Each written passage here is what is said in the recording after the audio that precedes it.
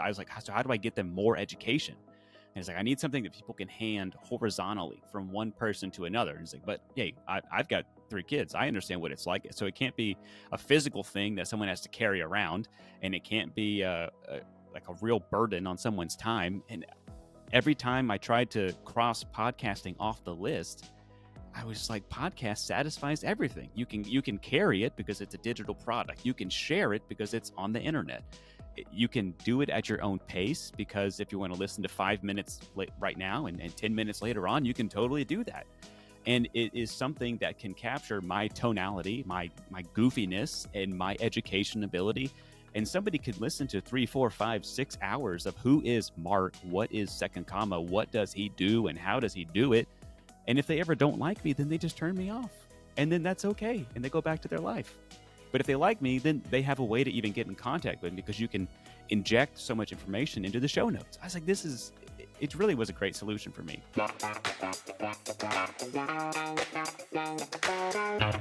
Hello and welcome to another Top Advisor Marketing Podcast. I'm your host, Matt Haller, and I get asked all the time, Matt, how come you're not interviewing more of your existing clients?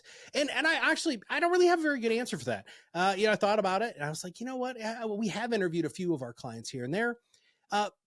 But a lot of them are doing the same thing. And I'm not saying the same thing is bad, but I wanted to be able to bring on a client who is fundamentally doing something so different that it's not only gotten a lot of people's attention, but it got my attention. And Mark and I have talked about this before, because Mark takes advantage of things. He comes to office hours and he spends time with me and my team. But the big picture is this. If you're fundamentally doing the same thing as everybody else and expecting a different result, well, that's just insanity. And when Mark brought his business model to me and his content idea to me and the team, I thought that this was something that absolutely warranted a solid 30 minutes talking to somebody who I really like, have a lot of respect for, and I think is doing a great job. So Mark, welcome to the show. Hey, Matt, thank you. Thank you very much. It is really, really cool to be here talking to you again. I love it. Well, listen, man, I think everybody should find out just a little bit about you specifically before we really dive into all of the other things I just talked about. So do you mind giving everybody just a brief story on how you have become the financial advisor you are today? Sure. That sounds great. Let's see. So where to start? I got fired from my first job out of college. I got let go from my second job out of college. And then somewhere between jobs 3 and 4, I realized that nobody cares about my family quite as much as I do. And so I left those jobs too. And if you're wondering what kind of train wreck you're about to listen to, let me back up a little bit, because each of those ties into my company and the way that it is now. So my first job out of college, I was in commission sales, and I got fired because I refused to let my desire for a commission override my heart for the people that I was selling to. I was selling cars, and I would see people's finances, and I would say, don't buy this car. If I saw that it was going to hurt them and be detrimental, I'd say, don't buy this car. And my second job actually ran out of money, and that's why I got let go. I was part of a 3-person wine company. So it was me and the 2 owners. One owner brought the funding, one owner cast the vision, and I did everything that I could to tie those 2 things together. Okay. And the vision for this wine company was to get into Walmart.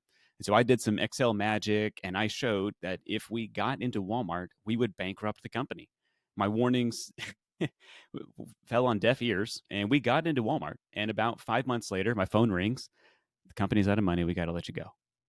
And so my next job in big corporate America was for the soda that boasts 23 flavors, right? I was absolutely blown away at how much money was wasted and the frenzy of faster, cheaper, more profit, longer hours. I mean, every year I was working 40 hours a week, then 50, then 60, and somehow they wanted more. And so I let myself get recruited out of there. And my fourth job ended when my manager asked me to stay late one evening to then wind up in a meeting with him where he closed his door so he could yell at me how it really works and how I needed to fall in line. And that line just seemed really far away from my family. So I took a leap of faith, started my own company, Second Comma, and now I own a company that is, as I phrase it, optimized for quality family time. That's yours and mine.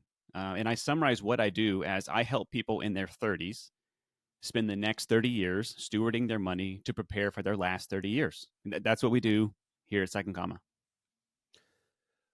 Okay, so I'm sure everybody listening right now, first off, is like, "Ooh, that's a rough go, brother." But glad that you've ended up in our community, right? Because we'll take all sorts in our community here in financial services. But you're on the flip side of the normal business model. I mean, you could have very easily been going after, people age 65 and above who are preparing or already in retirement and, really cashed a pretty easy check. And you're on the opposite side of that spectrum. Talk a little bit about that, please. Yeah, when I was looking at who do I want to serve in this position, I listen to a lot of stuff about niche marketing, and I thought, who do I want to partner up with?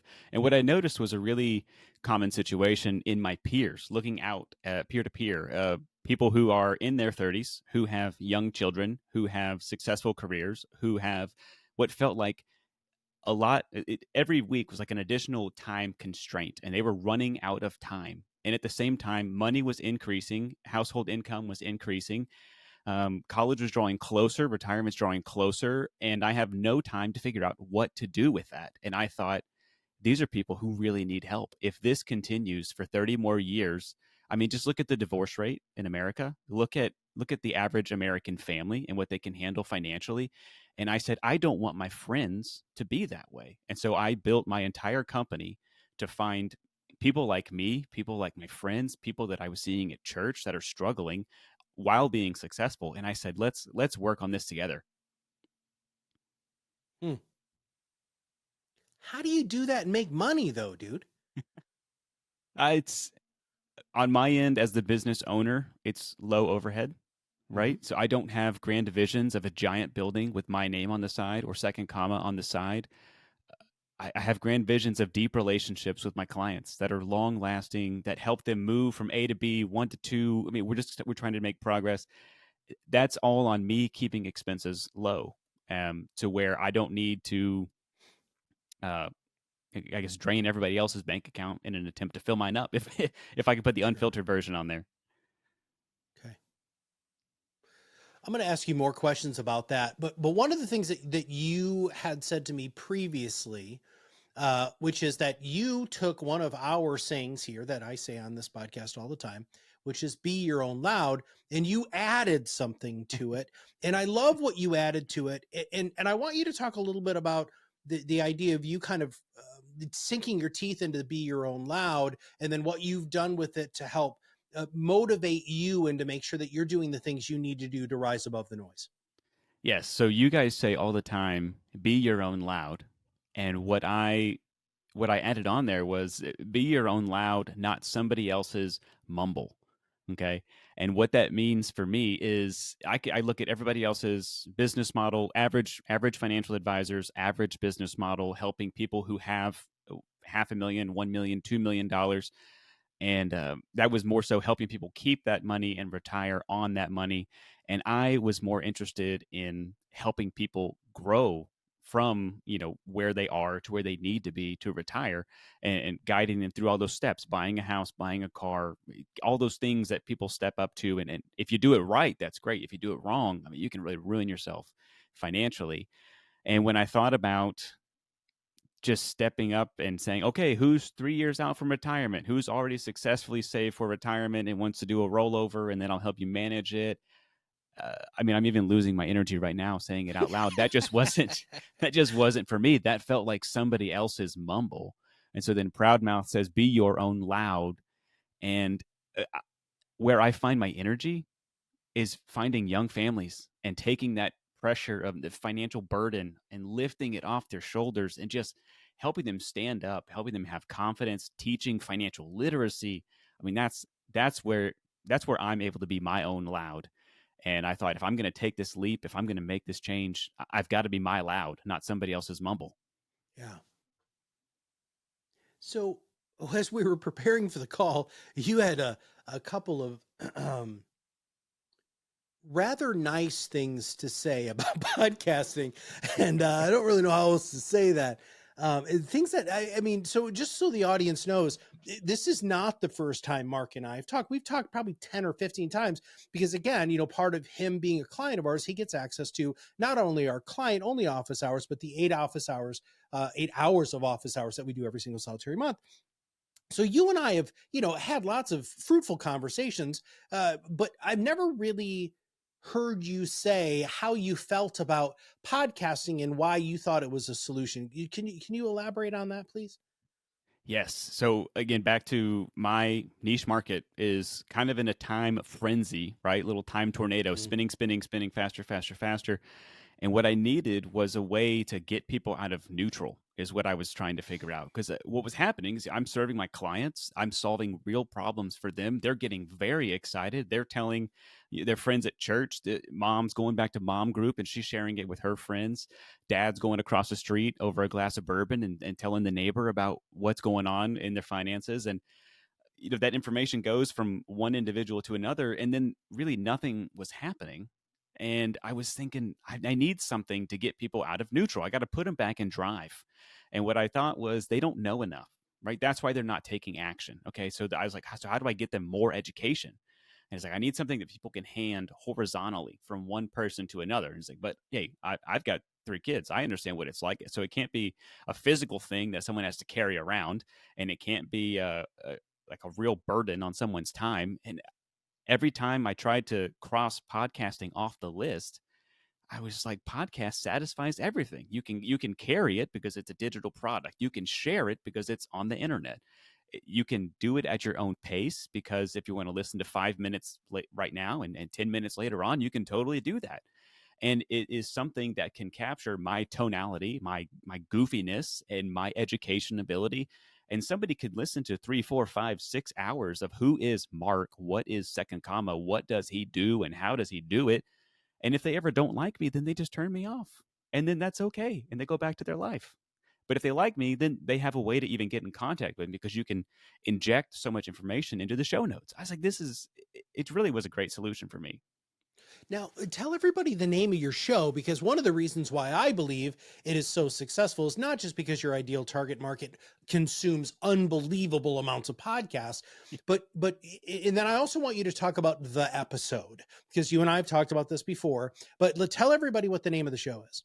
So the show is called The Quiet Part, which is my podcast dedicated to talking about non-money related topics that completely affect our money related thoughts, right? As in, are you buying a house? Well, are you also fighting with your spouse? Are you trying to save up for a vacation? Also, you're really not sure how to handle this new stage of parenting, and you're questioning if this is even the right time. In episode 3 of The Quiet Part, we dive into the overwhelm that's associated with parental guilt, and what a fun roller coaster that can be in. And so the episodes, I do some interviews with people that are adjacent to my community. I'm partnering with, or I'm interviewing people that are helping young families function better. Next episode that's coming out is actually about home organization, and it's with a lady who helps people organize their homes so that families spend less time cleaning and children can have a more interactive playtime. And all of that goal, the whole goal of her company is to free up family time to spend it together as a family unit. And I was thinking, A, that sounds great just from home organization, but B, the whole thing is geared towards more family time. I'm in, and I want to share that message. And so a lot of my stuff is just not specifically money related, but they are things that will cost money to maybe enact, whether that's counseling or coaching, or hiring a professional organizer. Well, the parental guilt one is getting some attention, and Yes. and you had a conversation with me a couple weeks ago where you're like, "Dude, is this normal?" And I said, "No, it's not normal." Right? You have really gone off the rails with interactivity with your stuff, and it's because you're actually following the model that Kirk and I always dreamed advisors would do, which is to not talk about Roth conversions and 401ks and all of the stuff that you can literally Google and get answers to. But what is it like when you have a financial partner in your life that you like, know, and trust is going to help you make wise financial decisions? Which is honestly one of the reasons why I really wanted you on the show. Now, please understand, to our listeners, I'm not saying that there shouldn't be content out there about Roths and 401ks and financial planning and life insurance. That needs to be out there. You infuse that into your show. how do you balance that with all of this other, the quiet stuff that you really, the quiet part that you want to talk about? How do you still feel as a licensed financial, experienced financial services professional? How do you still get that infused into your show so that you feel like you're ticking more boxes? Well, it's tying it back to how everything is at least mildly financially related. As in, I'm going to do an episode about finding a nanny, right? Because that was a whole process that we went through. A lot of my clients are asking for more info. Hey, how do we find a nanny? What do we do? Where do we even start? And if you go through that process, if you go through far enough, you eventually get to you have to pay and compensate the nanny. So these are what starts out as a non-money related situation turns into a money related situation. But if I just tried to start from the other end and say, well, here's your budget and here's your 6 categories and here's how you put the beans into the bean containers, I know everybody just fell asleep in the middle of that. But if I start with, these are your children, you care about them, you want them to have appropriate childcare, you're trusting somebody to come into your home. How do you vet them? How do you know that it's okay to leave your children with them? I mean, that's heartstrings left and right, but that's what actually matters to people. And at the end of the day, it is finance related. So I always tie it back. But that's what I'm just starting with what are people actually asking me? And then I'm solving it with some of the licensing that I do have as a Mhm. financial advisor. Yeah. Merging them together almost in my mind, how they naturally bridge. Well, the other thing that I really wanted to make sure that our listeners were able to hear from a financial advisor who is our audience is let's talk about your ProudMouth experience. Yeah. All right, and I just want everybody to know I'm going to use the SEC disclaimer here. Mark has not been compensated in any way, shape, or form for the testimonial he is about to give. This is actually something he volunteered to do to make sure that people had an opportunity, because in the sales process when we were talking, we didn't have this. And so I wanted to make sure that we really got this in the can from an advisor who's actively using our services. So talk to our audience about your experience onboarding with ProudMouth and what the experience has been since you've been here. I mean, how this all, how it all got started, right? The punchline, it's a man in a Santa hat. Okay. So I had been wanting to do a podcast. It had been inside of me for a long time. I never knew what it would be about. And then eventually it hits me, the quiet part. So I get that figured out. And then I'm trying to now, okay, who's going to help me do this? Okay. And I'm scrolling through LinkedIn and it, pops up, pops up on my feed. This guy with the Santa hat. I'm like, oh, that's kind of interesting. And so again, I was looking at that crossover point of saying, how do I get people out of neutral? That was driving the necessity to have the podcast. What I was trying to figure out is how do I get into somebody's inner circle without barging in and causing that like awkward eye Mm. contact. Okay.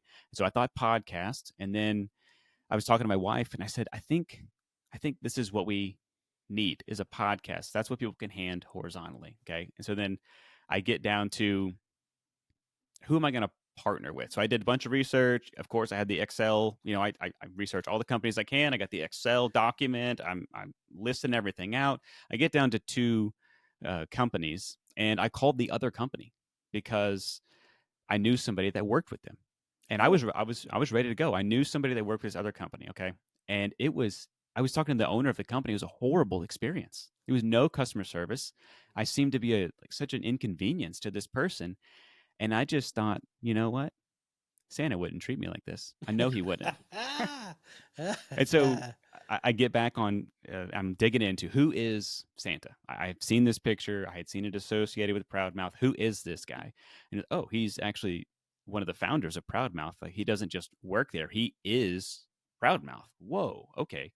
And so I scheduled a call with ProudMouth, and I'm ready to go because I think you guys say be your own loud, and then I see one of the owners or one of the founders sitting in a Santa's hat, and I'm thinking, this guy, I don't know, I need to know more about this guy, and I want to work with this guy. That's what really drew me in. And if you like, I could dive into kind of what that process looked like from there, as far as crossing paths with Proudmouth officially. Is that okay? yeah, keep going. Yeah. Okay. Okay. So I get on the call. I schedule the onboarding, the first initial onboarding call, and again, I'm ready to go because I've gotten it down to two companies. One company I immediately crossed off because of the experience. So I'm like, this is my best shot, and I'm ready to go. And then I hear the price and I'm thinking, I need to talk to my wife about this.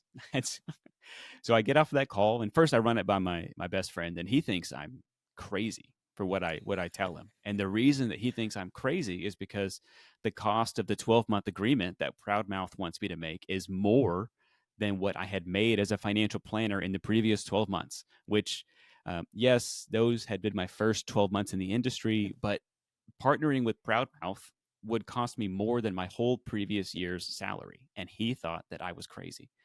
And so I hang up with him and I'm like, okay, if I'm about to tell my wife about this, I really got to make sure my logic tree makes sense, right? So is the process working right now? No.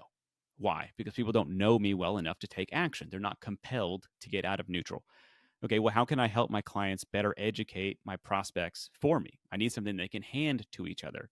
Then I gave it the trash can test, right? So I had been through like hats, shirts, engraved knives, cutting boards, all these things. And it's like, what is not going to hit the trash can? I was like, well, you can't even throw a podcast away. So this passes the trash can test, right?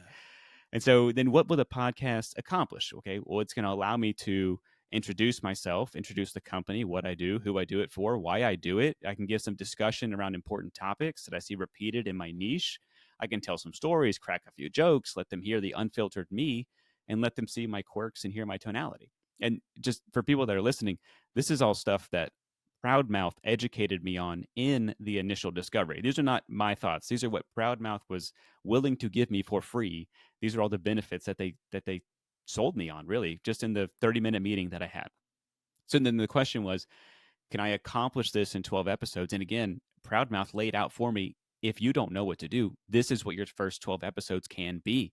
And this is how you can accomplish everything that I just laid out. So then I'm sitting there, okay, what's the worst case scenario? Worst case scenario for me was I have 12 intentional podcast episodes that I can still use in my horizontal marketing efforts, even if I stop recording.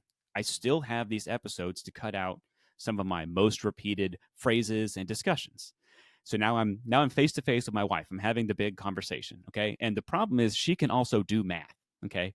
So when I so when I explain the number, right, this is a good chunk of change in reference to my income. Number B is higher than number A. And she says, can't you do this cheaper? And I said, yeah, I can do it cheaper. And it will take longer and the quality will probably suffer. And if we produce a piece of junk podcast that I'm embarrassed to share with anyone, well, that sounds like a giant waste of time. And this discussion, what it really reminded me of was in school, we learned about this triangle that was labeled on each corner. Okay. And one corner is labeled price, one corner is labeled quality, and one corner is labeled time. And my professor said, you only get to pick two. Yeah. Okay. And so if I picked quality high, and if I picked my time requirement low, that meant somebody else would get to set the price.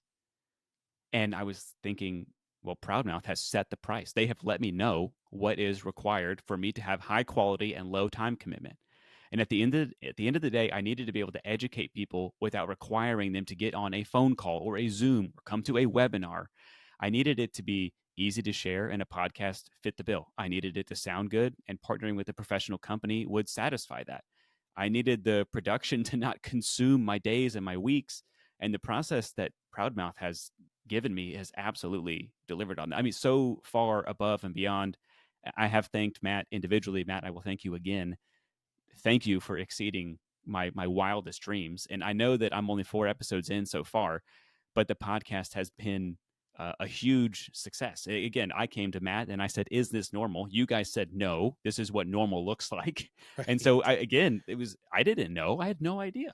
Right. What was wild, Matt, and I did want to share this success story with you. So I launched on a Thursday, and the Saturday after that, so that Thursday, Friday, Saturday, that Saturday, and a referral hit my inbox from the podcast. And I know that that's not a prescription that you guys have, but I did want people to know I, it got people out of neutral really fast. Mhm. That makes me feel so happy, dude. And the other nice thing too, and I think you are so atypical from the normal advisor that's out there, that I think it's so wonderfully refreshing.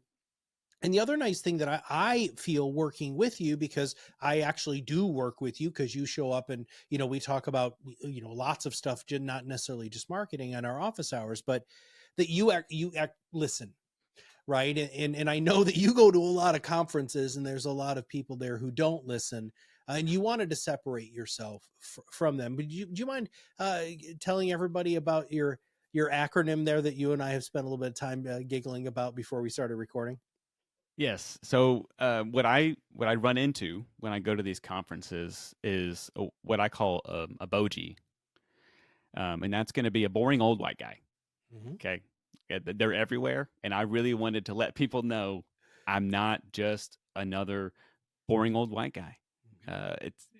It wouldn't be fair to not be able to represent myself and show this is who I am. And again, podcast lets me take that and put it into a way that can be repeated to other people, that they can figure out, okay, Mark isn't just another boring old white guy. So one of the ways that you've come across as not being a boring old white guy is also the social media. So everybody knows that we do podcasts, but we do a little bit more than that for you. Would you mind telling everybody a little bit about the other things that you take advantage of within our system? Yes. So I think inside the system, you guys have helped me redesign anything that is an image on my social media to create one uniform look, right? So we have the artwork for the podcast, but then that look and the color and the feel and the layout has been duplicated onto the banners across X, LinkedIn, Facebook, the social media pages for the business. I think one of your guys even made me a new profile picture. That was my profile picture, but he said, what would be super cool is if we actually made it black and white, put this super dope white outline around you, and then made the background your accent. One of you guys even redesigned my headshot. He took what I was a really nice professional headshot. He made it black and white, put this super awesome white outline around me, and then took my favorite color from my branding and popped it in as the whole background. And I freaking love that picture. And that was just something that over a quick LinkedIn message, he said, "Hey, you want me to do this for you?" And I mean, it just that right there, if I could stop and take a step back, that right there is one instance of what feels like hundreds, where your team has come out and done something that wasn't even on my radar, but has taken me from whatever level I was on to a totally different level. As in, this is something that wasn't even an option for me. And then your team is just throwing in all kinds of things that are creating this branded awareness that I'm so excited to point people to. And it helps when people come across it, they know that they're looking at the same company because Yeah. the Twitter looks the same, the Facebook looks the same, the LinkedIn looks the same, it matches the podcast. I mean, you guys have created a really wonderful, cohesive vision for the branding efforts that I was able to bring, the branding sheet that I brought to the table. Yeah. Well, and we have to thank you too, because, a lot of the boring old white guys, they don't listen, right? And they don't ask for help. And so you do. And so I want people who are listening to this to think, you really want the help, right? Will you accept the help, and will you get out of your comfort zone? And that's the other thing that I really have commended you on, is you have, as a spreadsheet guy, right? Which you are, dude, you have actively gone outside of your comfort zone and allowed people to understand that you're going out of your comfort zone. And we were just joking earlier, about how you leave the bloopers, as you said, in the show, Yeah. because that's just who you are, right? Yeah, absolutely. And what I asked was, I was working with my podcast producer, and I said, "Hey, I don't want to polish this up too much," because he was saying, "Hey, we'll take this, we're going to cut it down, we're going to clean it up, we're going to make it look really polished." And I said, "No, no, no, I don't want this piece to be polished. When you redo, or when you go to the editing phase, I don't even know what it's called. You guys are Post so good. production, yeah. Post production, thank you. When it goes through post production, it's like don't polish it too much."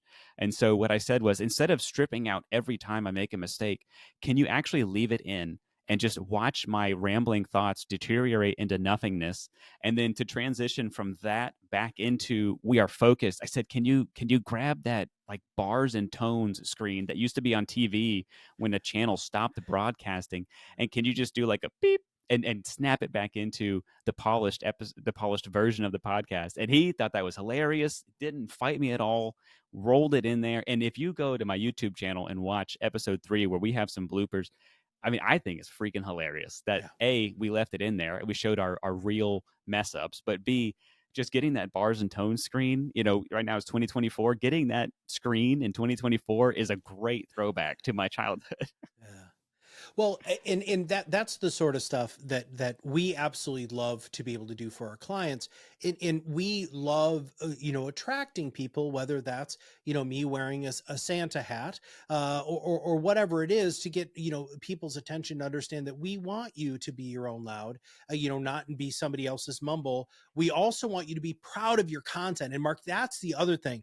And I think you've exceeded normal expectations, but you've also exceeded your own expectations, because you are Yeah. so proud of this content, because it's your blood, sweat, and tears, and it's your money, time, talents, treasures, right? You have all of those things into this, and you're talking about it, which is a huge component of what we struggle with a lot of our clients. Is they're like, well, you guys are already putting it on social media, and you guys are already publishing it to every major podcast player.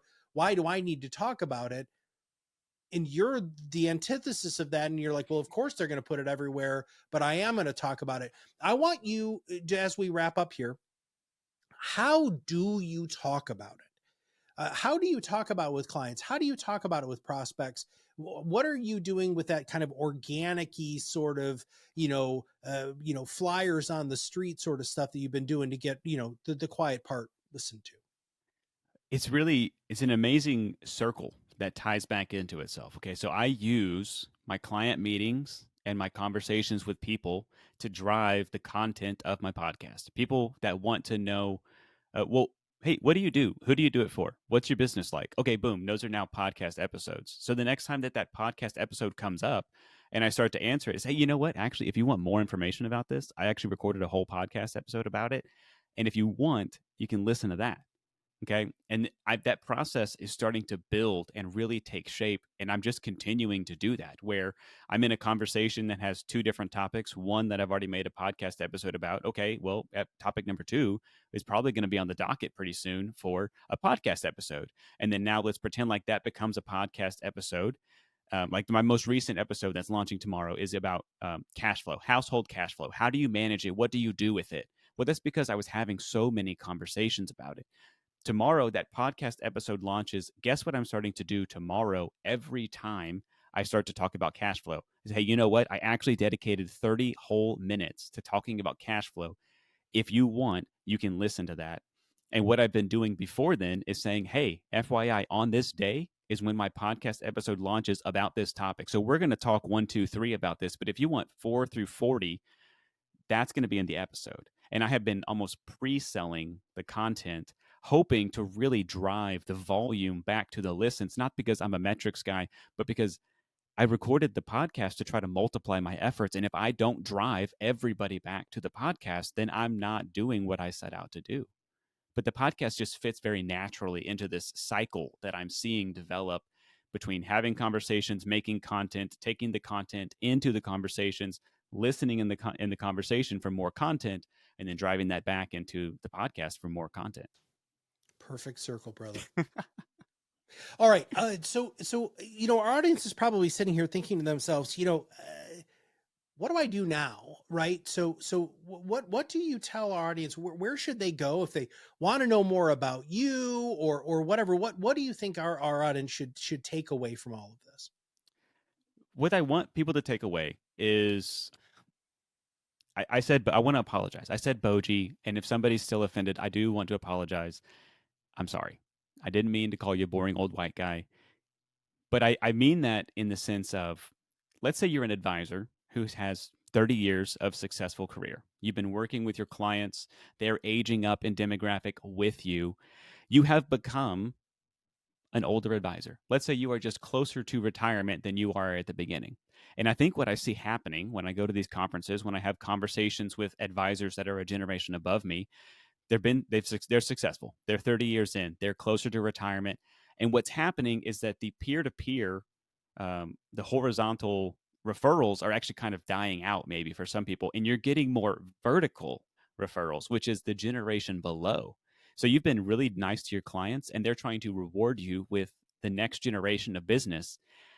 And usually what I hear that come across as, it's kind of like when the estate plan all settles and mom left you her china, and you're like, I don't know what to do with this. I know this was really special because mom left it to me, but I don't have a 10-foot hutch with glass doors on it. I don't want to display this in my house. I have no idea what to do with this super special thing that somebody just gave me. And you're trying to figure out, as the older advisor, established advisor, you're trying to figure out, do I revamp my entire business model and tear the whole thing down and rebuild it while I'm knocking on the door of retirement, or do I find somebody who can serve this next generation? And that's what my entire company is serving the next generation. Your clients that love you are giving you these referrals that don't fit into your business model.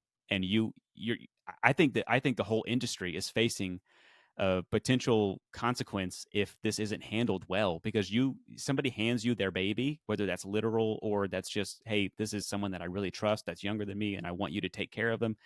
You start mishandling that, you start trying to fit the next generation into your existing model, you might lose that next generation. And just a story from mine, my dad fired his financial planner 2 weeks after I fired him because he Oh, was trying to fit me into his business model and it wasn't working for me and my younger thought process. I mean, the younger generation is very endemic, right? They trust themselves, they trust their inner circles. You either have to get into that inner circle or you need to find somebody that's in the inner circle. It's a big hill to climb. There's a lot of industries that are facing this whole idea of shifting to the younger generation.